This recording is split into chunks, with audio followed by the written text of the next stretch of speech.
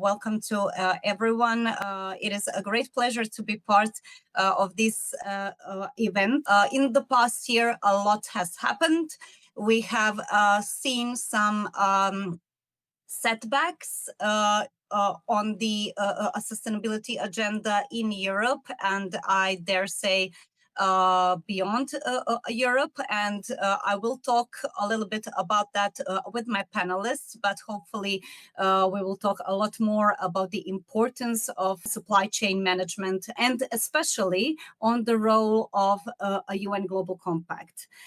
So for those who are watching and listening and maybe not know, a UN Global Compact is the largest corporate sustainability initiative with over 25,000 participants in 167 countries around the world, including UK, Germany, and Croatia here represented today. So I am a board chair of a Global Compact Network Croatia, and I have a full panel of UNGC staff and participants with me here today. So I would like to welcome Sarah, Kristina, Greg, Michael, and Richard, and I would love for them to say a couple of words about themselves. So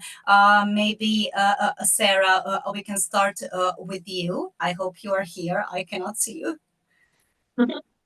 Hi, Vali. Yes, I can see you. And hello to everyone, wherever you are. Lovely to join you today.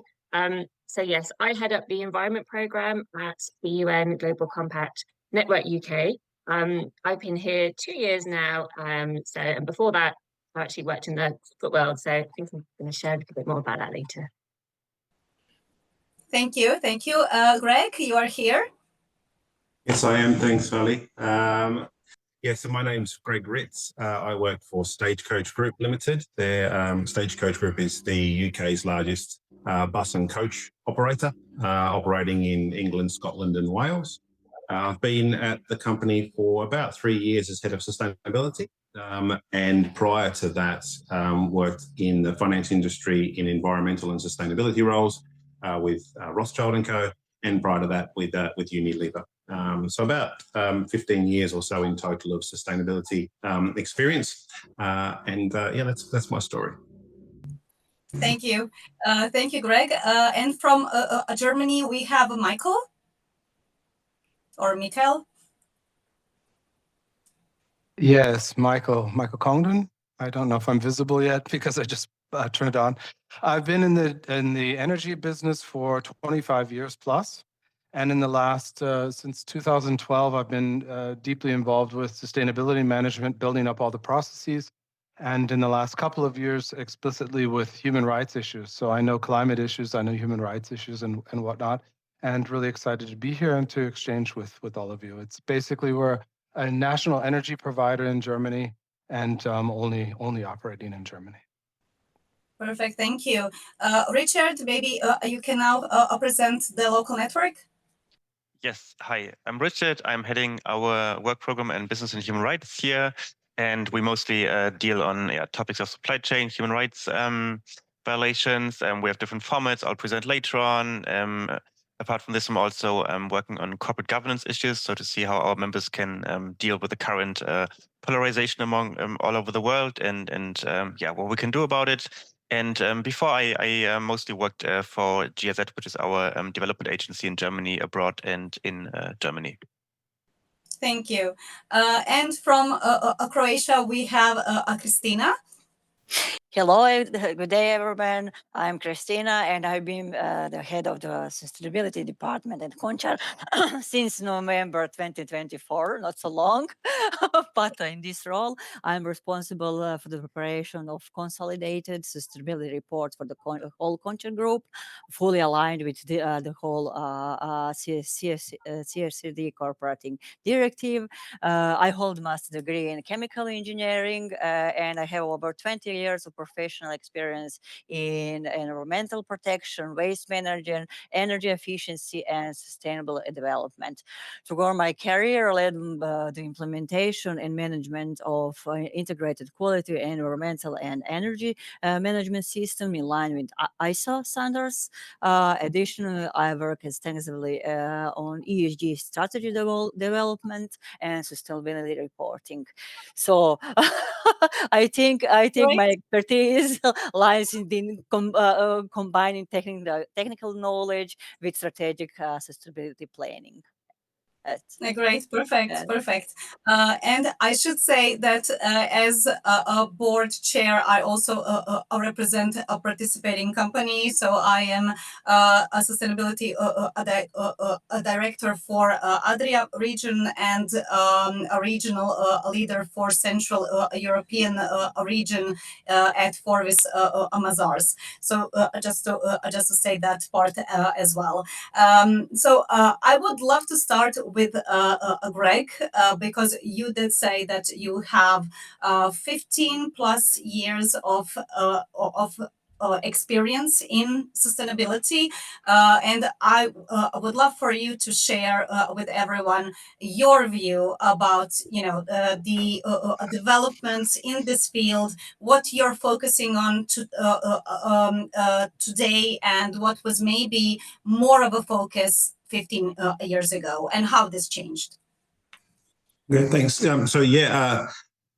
What's changed? Lots has changed. I think one thing that we can say is, as all sustainability professionals and people that work in this field, I think, is that change has been the constant in sustainability. There's always been an evolution of change.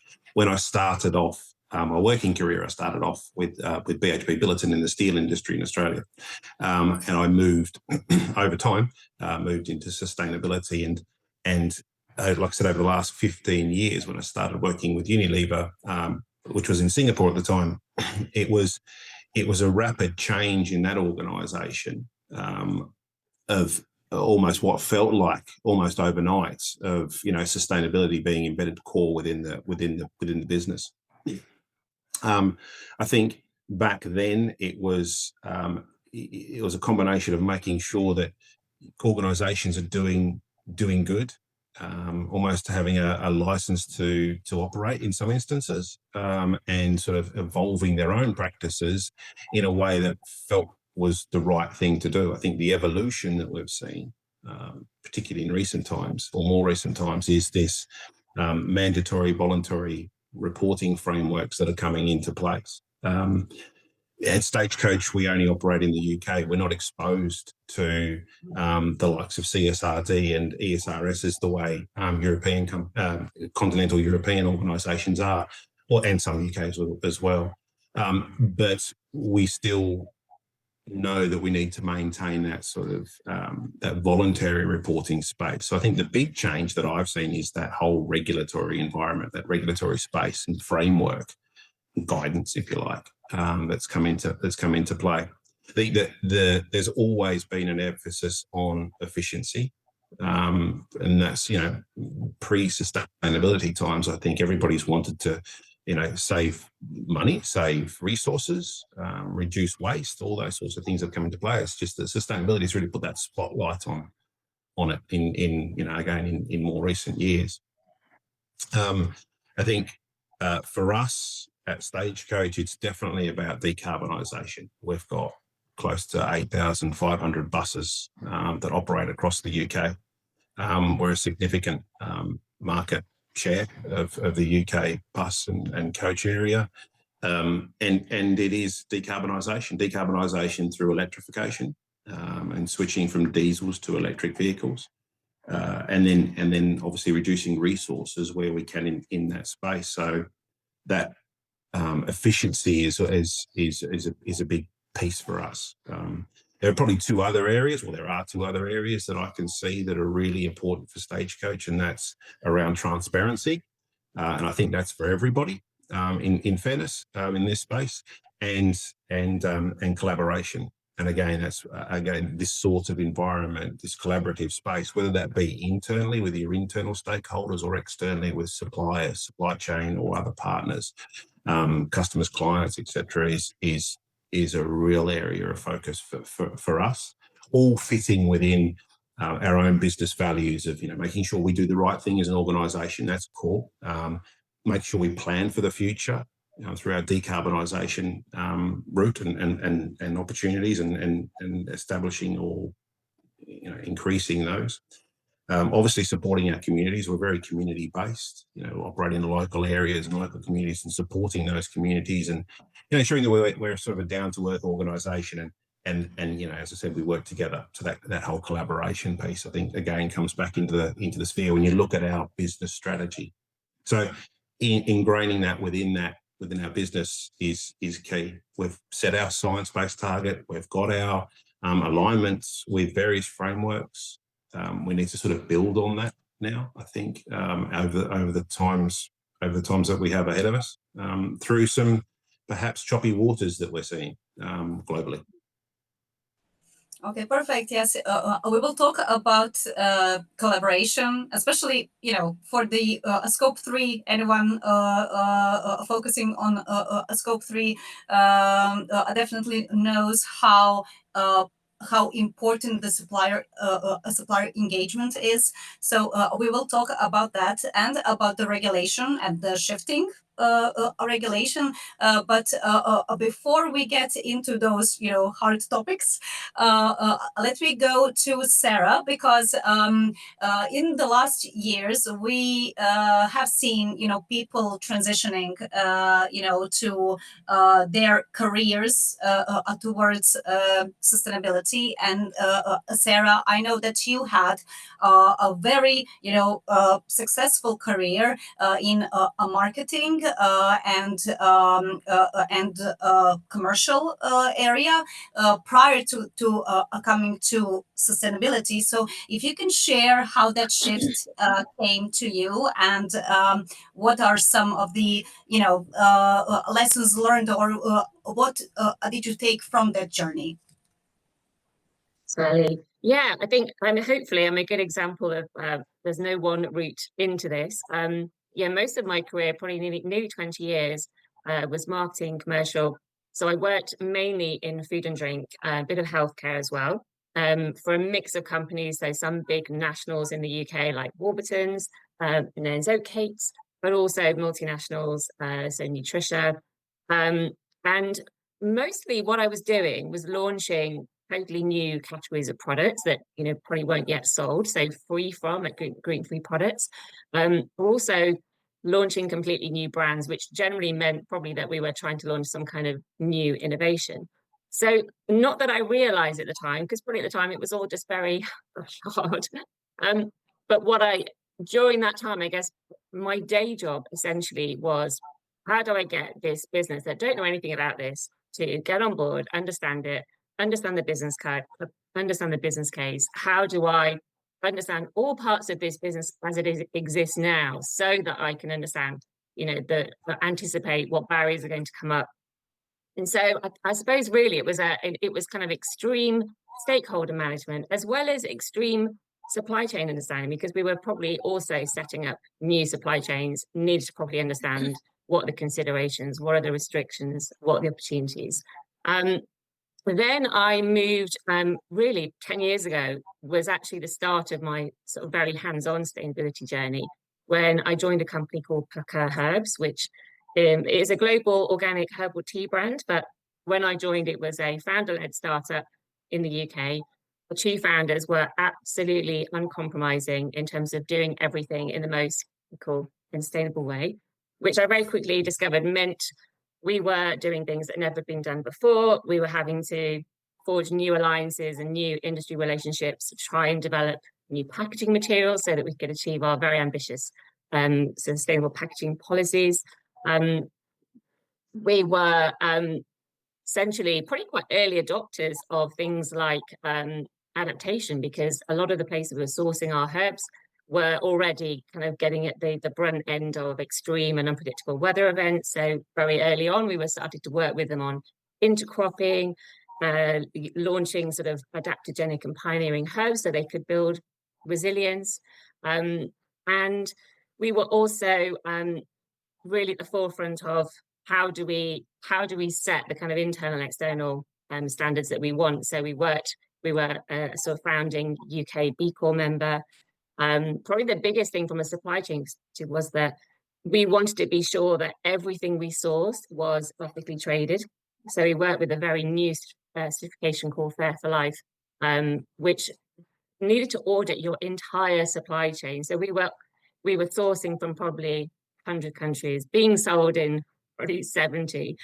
So that was a 3-year huge process.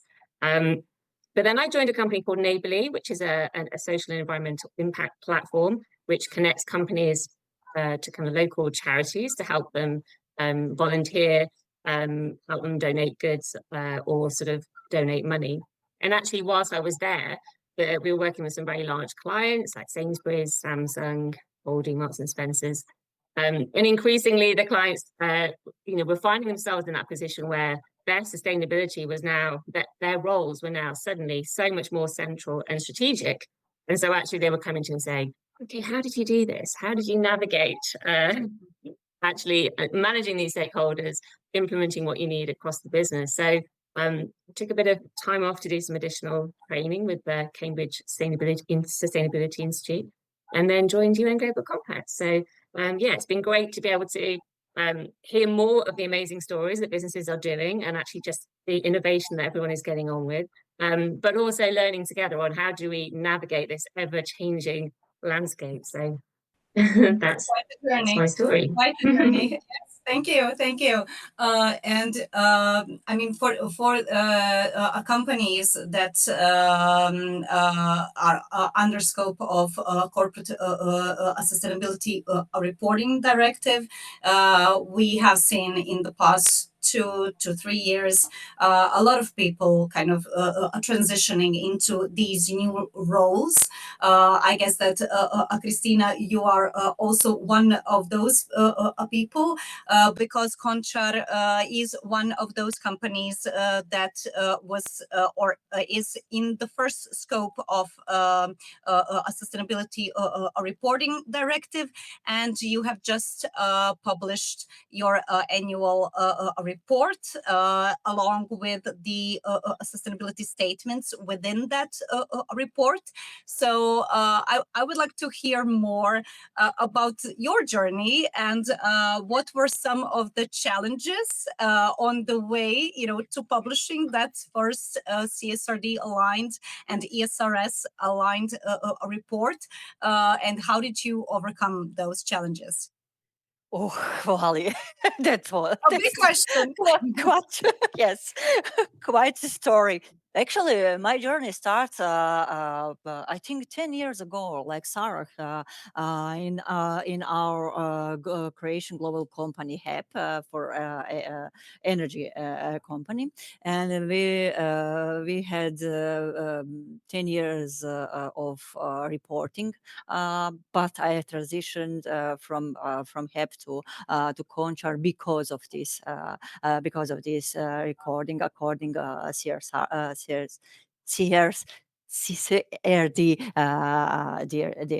and yes, the consolidated sustainability report of the KONČAR Group for 2024 is the result of a highly complex process of the data collection, harmonization, and analysis across 24 different entities within a group. I should say these companies span a wide range of industries. That's why it's so complex, from the production of transformers, transmission lines, trains, trams, to the companies that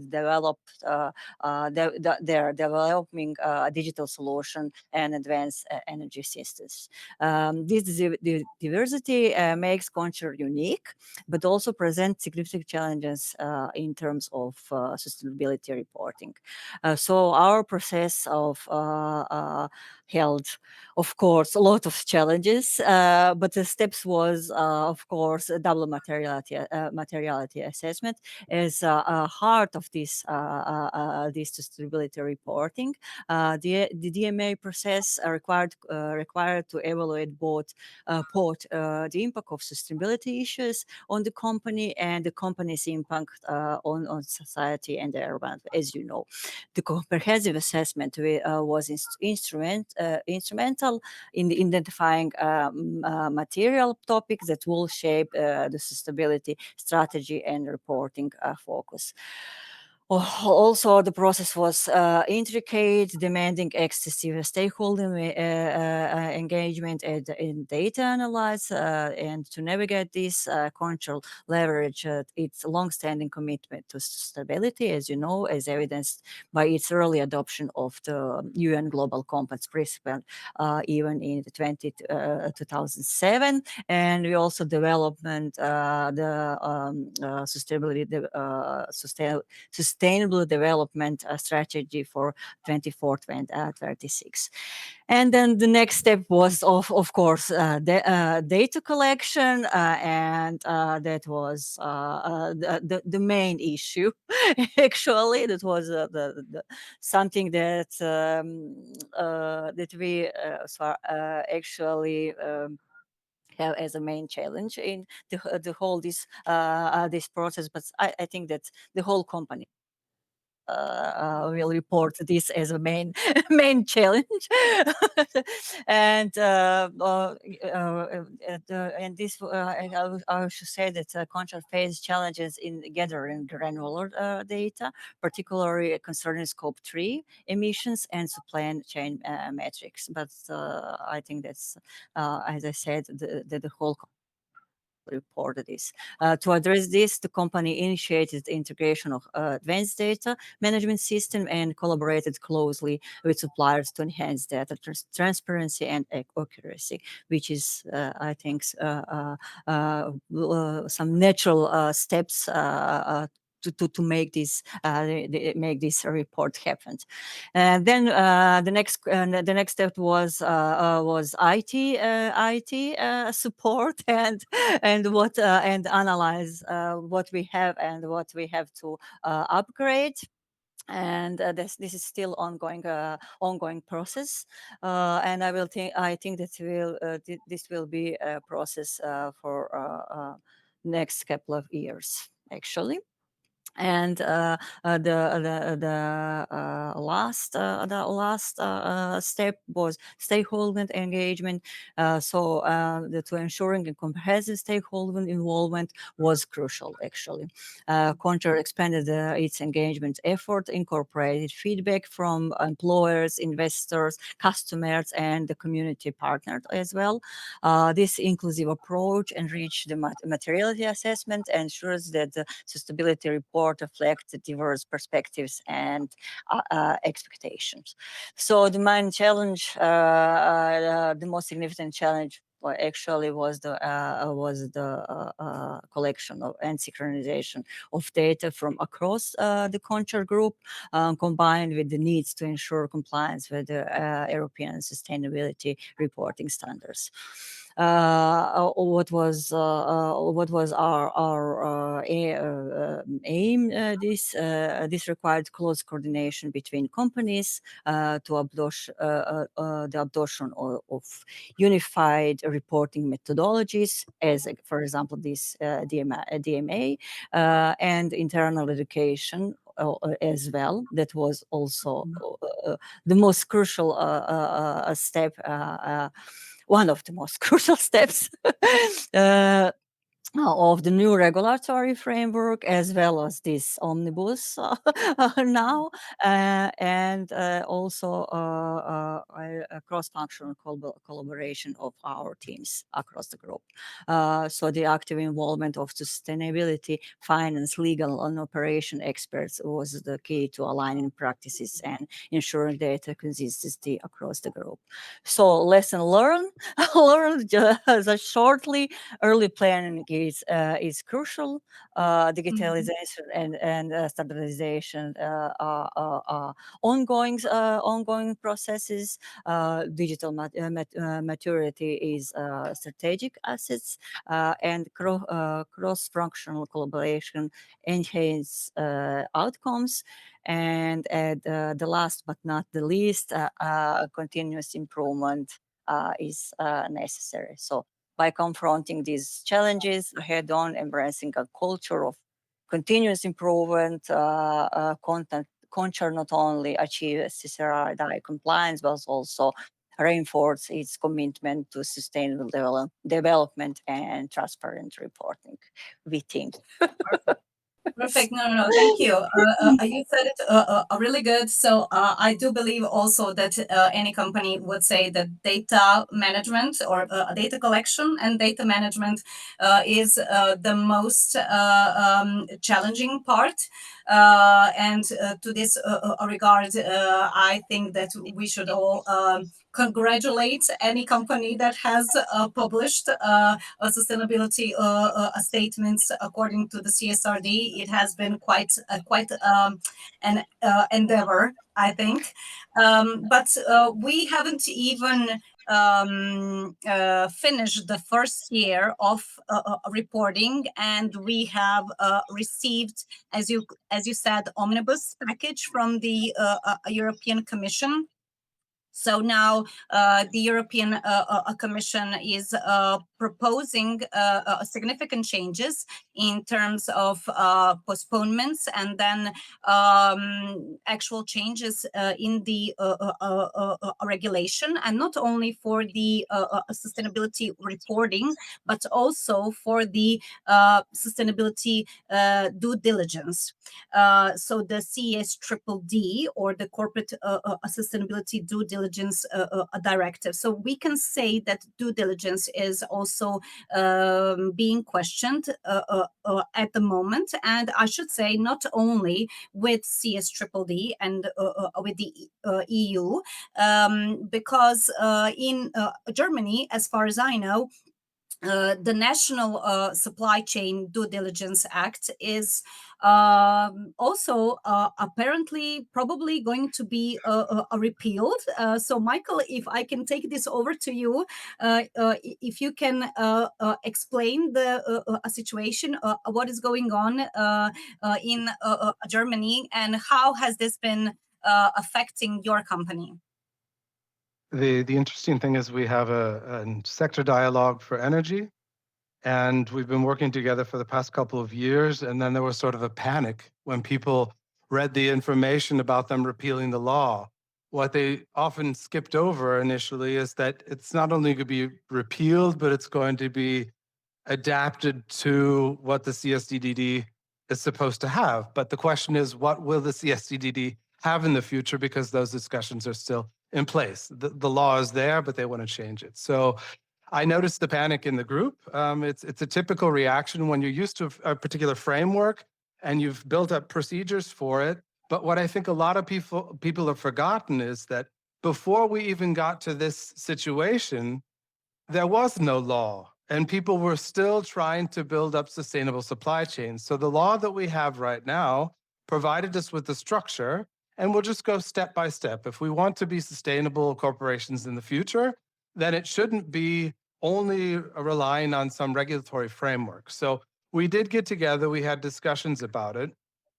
We do see that they're trying to orient it to CSDD, and that they've also made a stronger focus potentially on the tier 1 suppliers, which you would think, okay, that's pretty much easier. I have direct contact.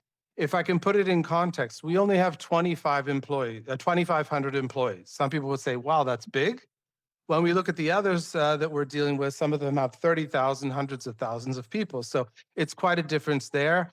And in the German energy industry, you have maybe 3 billion in sales, but a lot of it's sort of energy trading. So it's a bit inflationary, and the profit that comes out of it's a lot less than the big numbers. So it's important to set that in a context, because when we look at the role that we can have, even just in tier 1, some of the suppliers say, nice to know, but you're not really that important. So we're not going to listen to your suggestions, or yeah, we're doing that anyway, but we're doing our thing and not what you want to do. And some of them where you're larger, you can make a difference. So in the construction area where we have local suppliers, and that's really important. If you have local suppliers, then it's much easier. You have a lot more influence. But what we've realized is that be committed to your processes that you've already established. Continue with the energy sector dialogue, because a lot of things that we can't achieve, we don't have the leverage, the size, well, we have the conviction, but we don't have the size to convince others to do it.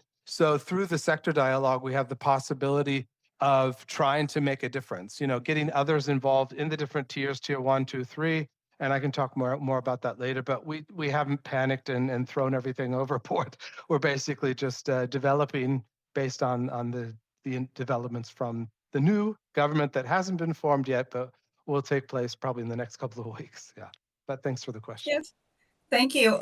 Thank you. It's a perfect moment to actually, put the emphasis on the importance of a supply chain sustainability and a supply chain management, regardless of certain legal obligations or reporting obligations. So thank you for that.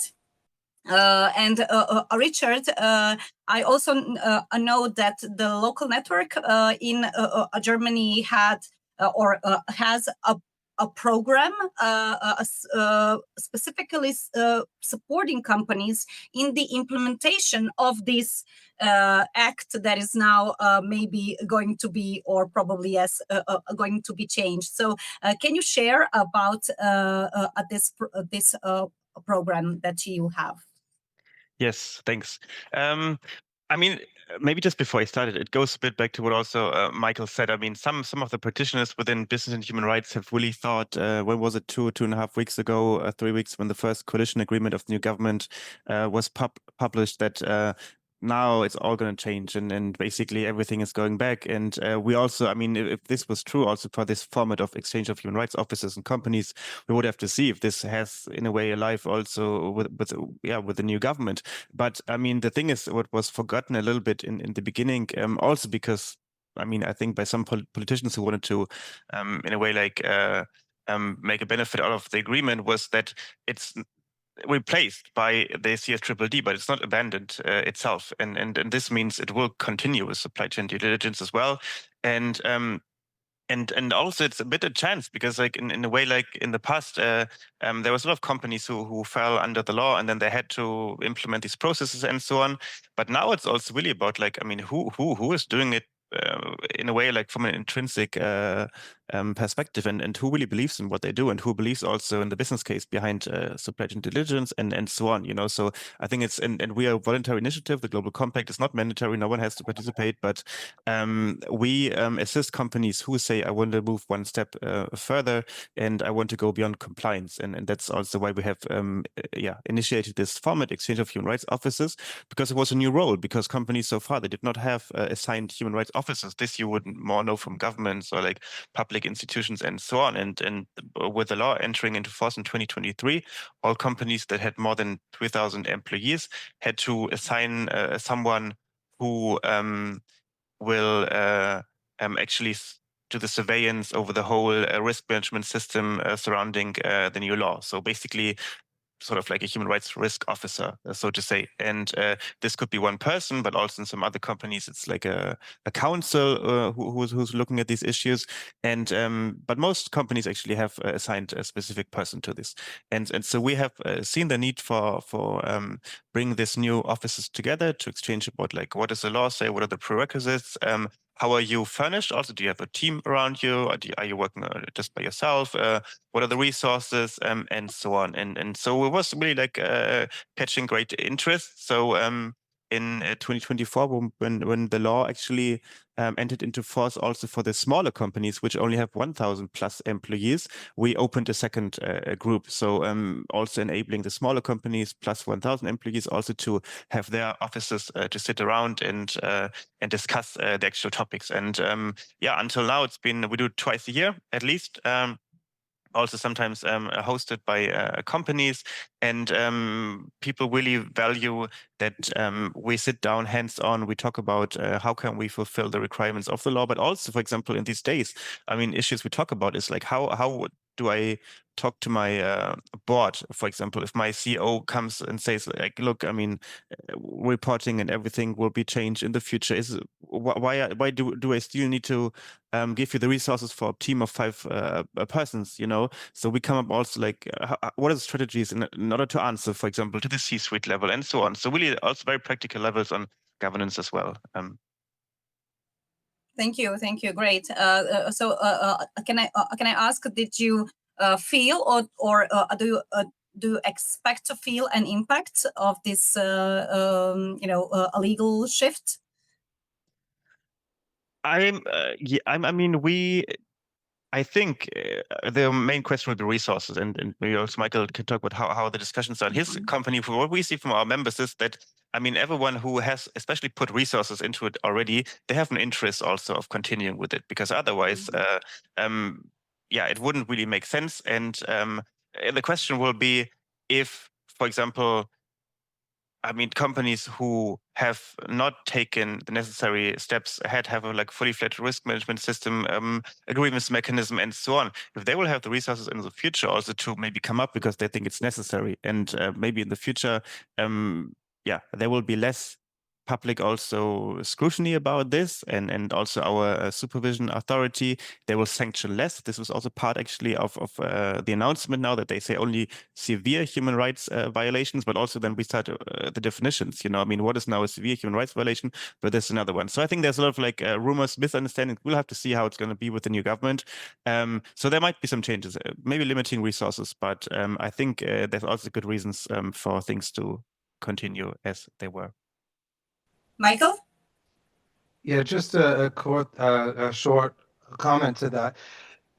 They have, in the idea of the future of the law, they have less reporting requirements. And some would say, oh, well, that's sort of a negative development. I see it as a positive development because we had the human rights policy where we're supposed to talk about our risks and our measures to mitigate these.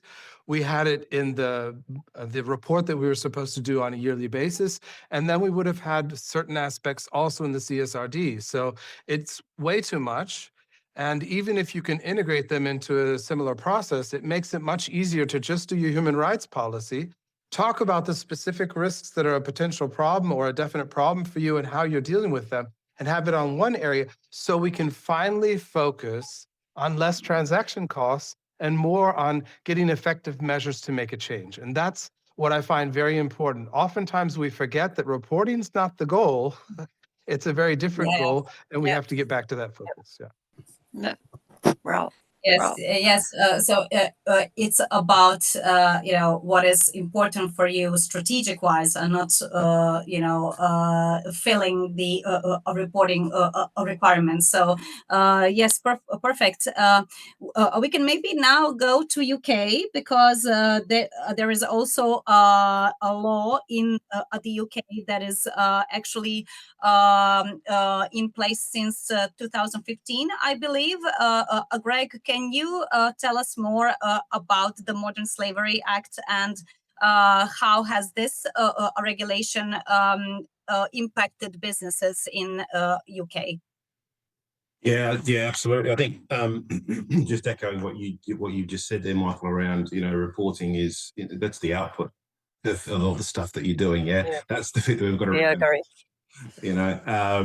So it's really an important thing to remember, and the Modern Slavery Act that, as you said, was released in 2015 I think has been it's had a positive effect on companies. I think there were some gaps within it, and the recent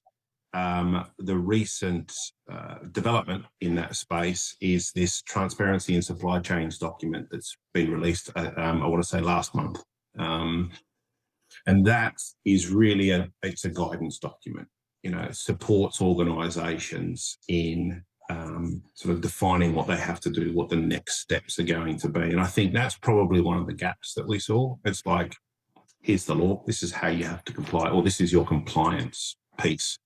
Go away and do that. And a lot of organisations who fell within scope would probably turn around and scratch their head and go, so what do I do? Where do I start? How do I do this? And I think there was certainly a gap with that in that space. So this document that's been released, this transparency and supply chains document, sort of helps bridge that and gets those organisations that might have struggled over a significant period of time, new companies or old ones, to help sort of build on what they might have already done. And give them that sort of framework of guidance and practical expertise, I guess you could say, on the ground, and give them a starting point. I think the main things for me, there are lots of like main principles that come out of it. You know, focusing on the spirit of the law as opposed to the law itself. You know, as an organisation, what do we want to achieve here? Looking at risk through that lens, but not necessarily what's the risk to the business, what's the risk to the individual person that is caught up in that incident area, and then focusing on them as you know, to find solutions. Sort of bringing that more to, I guess, a community or sort of more of a local level, it is really sort of welcome in that space. We have, you know, I think, Richard, you were saying around having dedicated people. We've got at Stagecoach a working group that looks at this. It looks at this space of modern slavery and sort of addresses the issue. Yes, there's the legal requirement of making the report, but what can we do? What do we do on a day-to-day basis, month-to-month basis? How do we address these issues? How do we make it better, and how do we drive forward? Again, look, you know, with the new guidance that's come out, it's focusing on that continuous improvement. So I think that working group helps leverage and move that in the right way. And, you know, and it encourages the engagement, talking to tier one suppliers. We've got about, across the UK, we've got about 25,000 employees, most of which are bus drivers or cleaners or engineers. And there's a smaller corporate pool, if you like, that support that, but it's resource, you know, it's resource, that's resource constrained if you look at the bigger picture, you know, the wider employee base. So we have to work smartly in that space.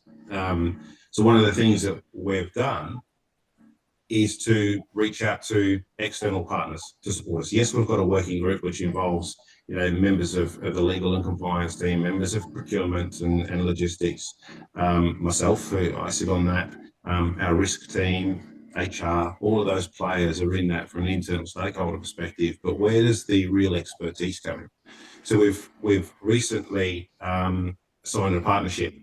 So we're now working with an organisation called Slave Free Alliance to help us along that journey. So that this documentation has come out from the UK government. This partnership with Slave Free Alliance is going to give us momentum over the next 2-3 years, in the first instance, to really start to drive change. And then naturally out of the back end of that is going to fall the report. It's effectively copy and paste, which then serves the purpose of being resource efficient. You know, we don't have 1,000 people. You know, so it's a small group of people that work on this. They've got other things to do as well. So it sort of helps sort of knit all that together. So in short, yes, it's been a positive thing. I feel generally across the UK, it's been a positive thing. The gap was, how do I do it? And I think that's starting to be addressed there now through that documentation. It's available for everybody to look at and sort of to use. Could it go further? Yeah, of course. I mean, at the end of the day, everything can always go further. But perhaps I'm being a bit critical if I were to say that. But you know, in this first instance, for those organisations that need that support, you know, it's really going to help them get along with that. For us, it's about that. It comes back to that collaboration piece. So working with partners to help us get across the line. We know we're going to have to work with our supply chain and supply chain partners, and that's at a really local level. I think someone mentioned earlier on, you know, working closely with that local supply chain. We've got both local and international suppliers, large international, multinational suppliers, and local family-run businesses. There are 19 operating companies that we have dotted around the United Kingdom that provide a bus service for the local community to get to hospitals, to get to schools, to get to whatever it might be. And there's painters, there's gardeners, there's, you know, that whole supply chain that helps make that work is all in that community. And that probably leads into the whole adding of social value, the social value add, and how do we as an organization, what's the best thing that we can do as an organization to add social value within a local community that benefits the local community? So that, I think, I probably didn't say it at the start, but the evolution of sustainability, I think, is now looking more at, yes, we're looking at environmental damage and environmental management and mitigation and adaptation. But it's that social value piece, it's the S in the ESG, if you like. That's the next thing that's bubbling up. The procurement requirements that we have in the UK when we go for tendering government, for government tenders and franchising, is focusing more on that. I think it's a brilliant thing, absolutely brilliant thing, because it's really bringing it down to where we're operating. Works for us, really does. Not saying it will work for everybody, but in our context, it absolutely does. Yeah. I mean, people are at the heart of sustainability. So we are doing all of this because of other people. Of course, we need to take care of the planet, or the planet will take care of, you know, itself. And then we will be the ones, you know, taking the short end. So people are at the heart of everything, basically. And you said perfectly. So guidance is needed. Partnership, collaboration, definitely a must-have. And also there are new training programs for suppliers, and one especially is done or is going to start with the UN Global Compact in UK. So Sarah, maybe you can tell us more about this program. Yeah, sure. Yeah, I mean, essentially, we've launched a sustainable supplier training program in conjunction with the Spanish network. I must confess, it was their idea, so they run for 2 years, and we've launched this year. And I guess really the aims there are twofold. So on the one hand, you know, we do a survey of our members every year, and Scope 3 emissions reduction, supply chain engagement always come towards the top. And we know that many of our companies, you know, are really facing challenges in how can they address their Scope 3. But at the same time, we can see that then those suppliers, they're in that terrible situation where they don't know what they don't know, and they're being faced with multiple, often conflicting demands from different companies.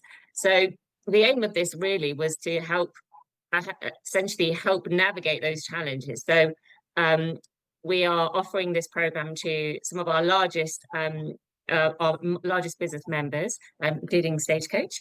And then they can essentially invite their suppliers, and they can choose, you know, maybe it's all of them, maybe it's the ones that they're not kind of managing to engage with so much, and it can be different sizes.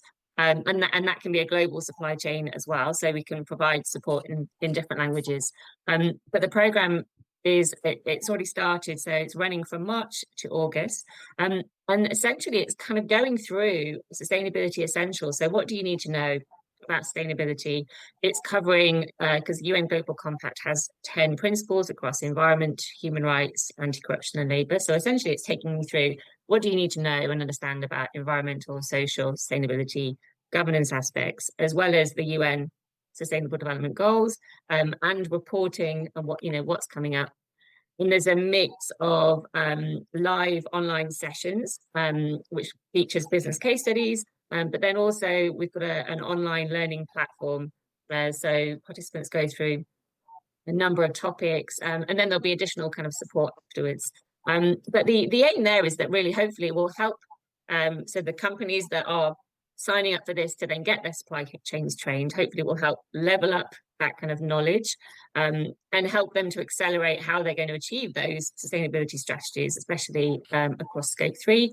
But then for the actual suppliers too, then, you know, it is an opportunity for them to, you know, really understand, you know, what do I need to know?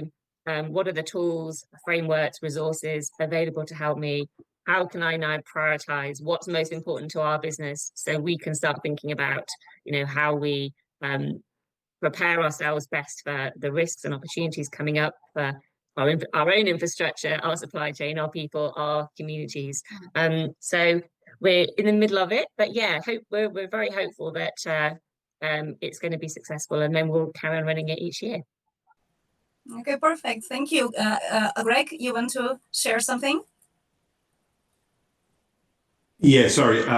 Just to add to that, Sarah, Stagecoach is one of the first companies in the UK to be doing that, and without doubt, it's a fantastic program. I can't advocate it enough, if I'm honest with you. It bridges that gap, provides everybody with a baseline, and I don't want to bring the crudeness of it in terms of how much money does it sort of what sort of the monetary value of that. The supply chain partners that we've got on board represent close to 500 million in annual spend. It's a significant amount, and with the other partners that are involved, it's it has a real reach and a real impact potential. Bring everybody on board. If half of the people that have signed up to it switch to renewable electricity, that helps us. It helps the economy. It helps everybody. Greenhouse gas emissions reduction, all of those things. It's just one thing that could come out of it, which I'm hopeful for. So I just wanted to add that. Yeah, no, perfect. Thank you. Michael, I know that you want to add something, and then maybe you can share a little bit more about the German energy providers initiative. So please go. Well, it ties together. Sarah addressed a few issues.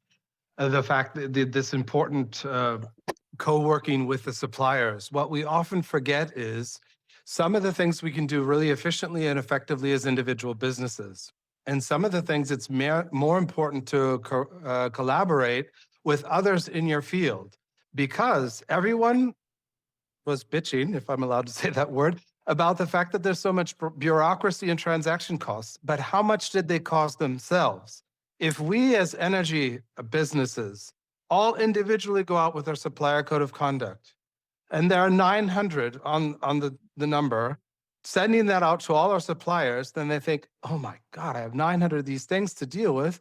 If we individually develop, or not individually, but as a group, develop a single supplier code of conduct for our field of business, then everyone that deals with us knows that those are the principles that we support, and they only have to read it once and agree to it once. And that's what I think we forget, is that we're oftentimes so caught up in this rat race of fulfilling some sort of things from regulation and whatever else, that we don't think of, hey, what are things that I really need a competitive edge? And what things are much more important in a cooperative atmosphere? So years back, we got together with a business that's much bigger than we are in Germany, and also internationally operative in contrast to us. And we realized that it would be important to get others in the business, in the energy fields, to join into this energy sector dialogue.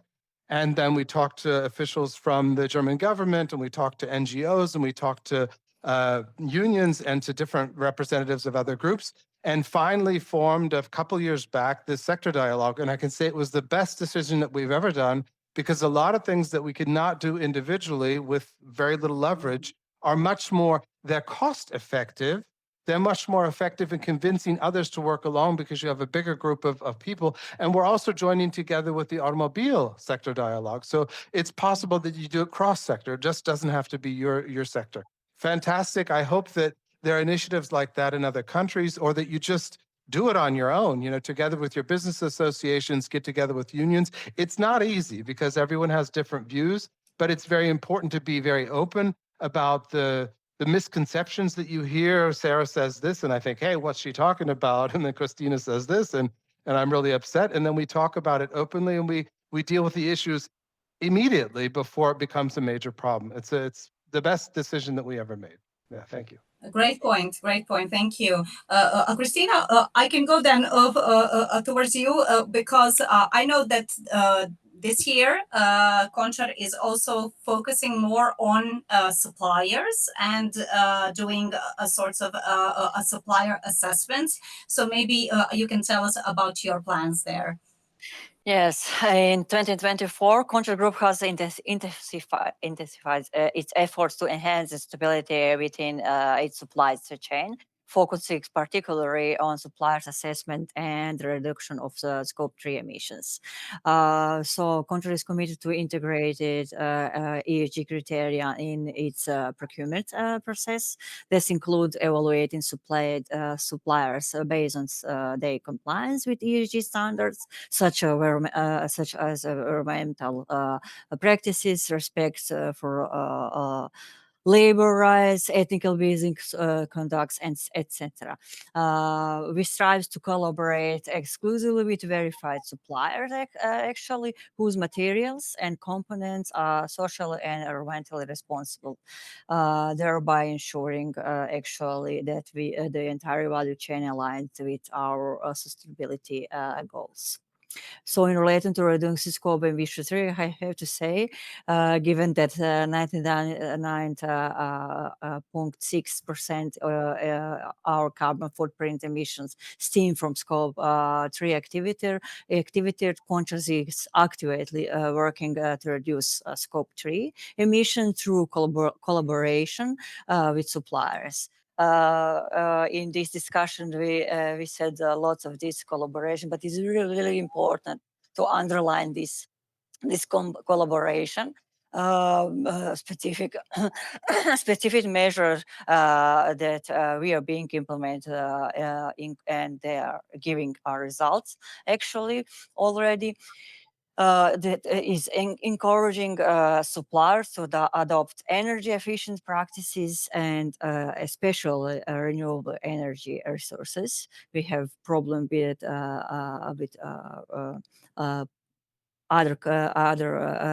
companies from other countries. They have they're using still energy mix, and and that it's increasing our emissions. Yes, and also promoting the use of sustainable materials and circular economy principles in product design and also in manufacturing. And the last, engaging in joint initiatives to monitor and reduce greenhouse gases emission across the whole supply chain. Actually, these efforts are part of the KONČAR Group broader commitment. You, Vali, already knows to our environmental preservation and alignment with international sustainability standards. For us, sustainability is not just reporting, as Michael said. That's not the aim. Sustainability is the heart of our business strategy. Actually, we are helping the lots of company in this green transition. We made such a great effort to all of part of this environmental child social department social parts. So we will continue with this. We will not stop no matter what our regulators said, because this is our way of thinking, and we want to be part of a better world, not not yes, not the world that our children will be not satisfied as we are with our world. So we are all the ambassadors of sustainabilities. Okay, great. So these are almost, perfect closing words. So we have come to an end of our 1 hour session, and I do feel that we could take this on for another hour. Maybe next time I will listen to organizers and do a 2-hour session on these topics. But before we leave, maybe I can share some food for thought based on what all of you said, and then if anyone wants to add anything, please feel free to do so. So I would like to share maybe that conducting a proper due diligence has a real business case. So there's a real business sense in that, and we should not focus on reporting requirements so much, or on regulatory shifts either way.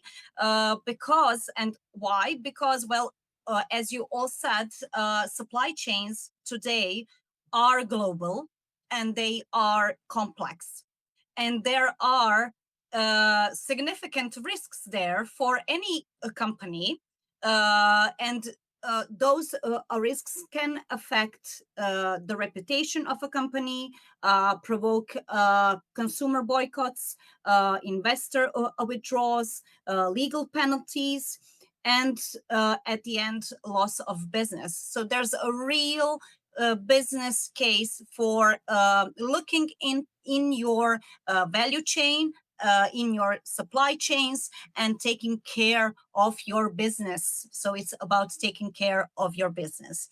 So what I can say at the end is, for everyone listening and watching, do not wait. Contact your Global Compact local network and get engaged. Thank you, everyone, so much. Thank you for all of my panelists. It was a pleasure talking to you. Thank you for sharing your expertise, and I hope that we will talk again soon. Thank you. Thank you. Thanks, Thank you. Vali. Bye. Bye.